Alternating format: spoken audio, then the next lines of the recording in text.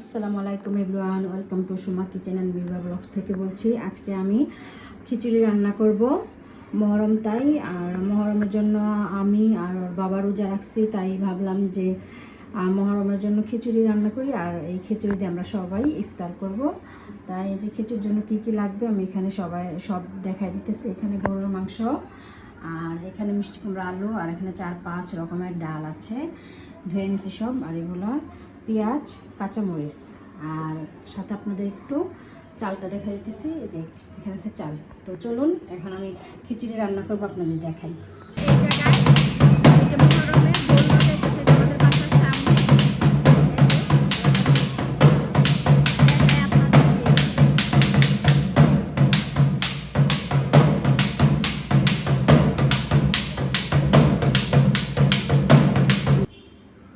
এই যে এখন আমি চুলাটা ধরাই দিচ্ছি, এই তেলটা গরম হয়ে যাইতেছে। তেল গরম হওয়ার পর এই যে আমি এখানে ময় মশলা যা আছে, দারচিনি, এলাচি, গোলমরিচ, তেজপাতা, পেঁয়াজ সব এখানে দিয়ে দেব। এই যে এখন এগুলো সব কিছু দিয়ে দিলাম। আর দারচিনিটা নাই, আনতে গেছে, নিয়ে আসলে দিয়ে দেবো। এখন আমি এখানে পেঁয়াজটাও দিয়ে দেবো।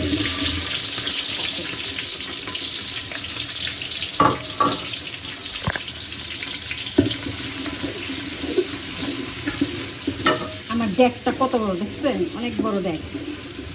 সবাইকে দিব, বাসায় যারা যারা আছে আমাদের বাসা, আমাদের ফ্ল্যাটে সবাইকে দিব। আমার ননদ বোনাস যারা আছে সবাইকে দিয়ে দিব। সবাইকে দিয়ে মহরমের খিচুড়ি খাইতে হবে।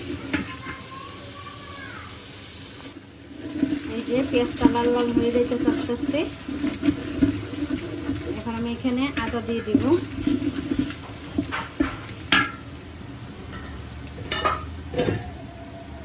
এখানে যে আদাগুলো দিয়ে দিতেছি, পরিমাণ মতন আদা দিয়ে দিবেন আপনারা।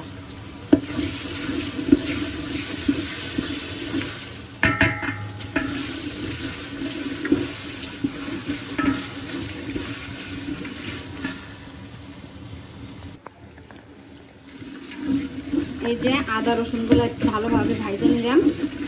ভাইজে নেওয়ার পর এখন আমি দিয়ে দিব পরিমাণ মতন হলুদ মরিচের গুঁড়ো। এই যে এখানে হলুদ মরিচের গুঁড়ো আছে, এখানে আমি আমার পরিমাণ মতন দিয়ে দিলাম। আপনারা আপনাদের পরিমাণ মতো দিয়ে দিবেন যতটুকু রান্না করবেন।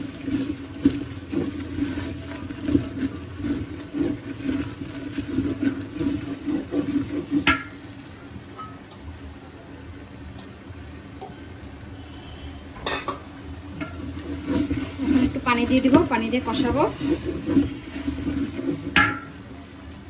এই যে অল্প করে একটু পানি দিয়ে দিতেছি। মশলাটা কষানো হয়ে গেলে এখানে আমি গরুর গোশতটা দিয়ে দিব।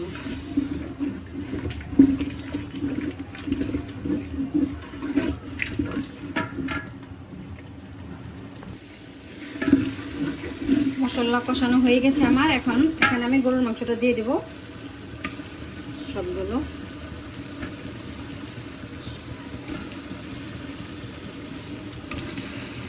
এখন আমি জলটা ঢেলে দিয়ে দেবো।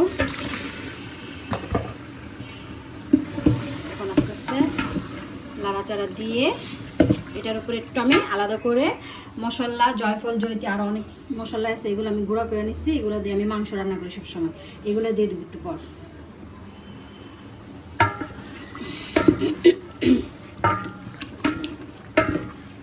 এখন আমি ক্যামেরাটা বন্ধ করে ভালো করে নাড়াচাড়া দিয়ে নিই। এখন আমি এই যে গরুর মাংসতে লবণ দিই নাই, তো লবণটা দিয়ে দিচ্ছি, দেখাইতে পারি না এখানে। এখন আমি এই যে সেই গুঁড়া মশলাটা দিয়ে দিলাম এখানে।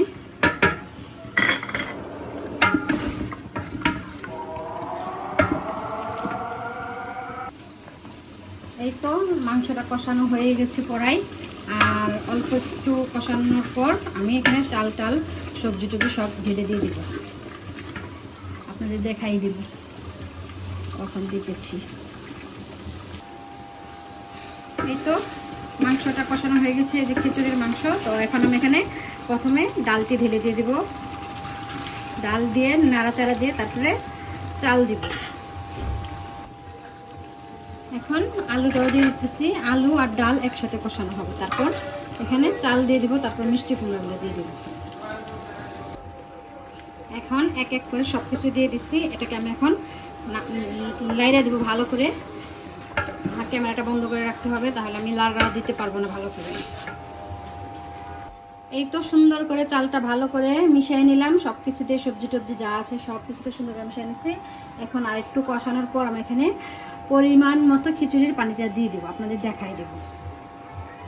তো এখন এই যে মোটামুটি কষানো হয়ে গেছে। ড্যাগ অনেক বড়, যে দেখেন অনেক বড় পাতিল, এটা আমি অনেক কষ্ট করে নাড়াচাড়া দিতেছি। এখন আমি পানিটা দিয়ে দিব খিচুড়ির।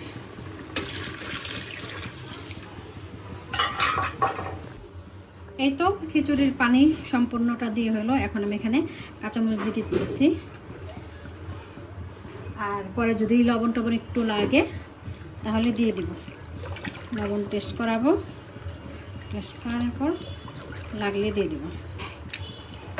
এখন আমার খিচুড়িটা বলক আসুক।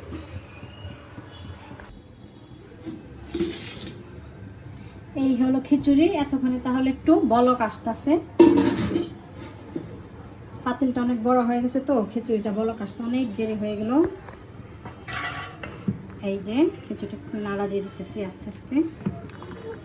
এই যে বলকটা আসলে এটা চুলাটা কমাই দেবো, তারপর সুন্দর হয়ে যাবে।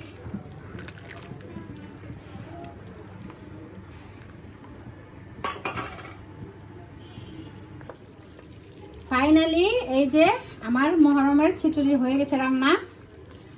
এই খিচুড়িটা আগে আমার মা, আমার নানি সবসময় রোজা রাখতো, আর এই খিচুড়ি রান্ধে সবাই বিলা দিত। আর আমার এইবার ফার্স্ট রোজা, তাই সবাই রান্ধে খিচুড়ি বিলামু। এই যে রান্না শেষ, এখন আমি চুলা থেকে নামাই ফেলাম। তো আজকের মহরমের খিচুড়ি রান্না যদি আপনাদের কাছে ভালো লাগে, লাইক, কমেন্ট, শেয়ার এবং সাবস্ক্রাইব করে দেবেন। আল্লাহ হাফেজ।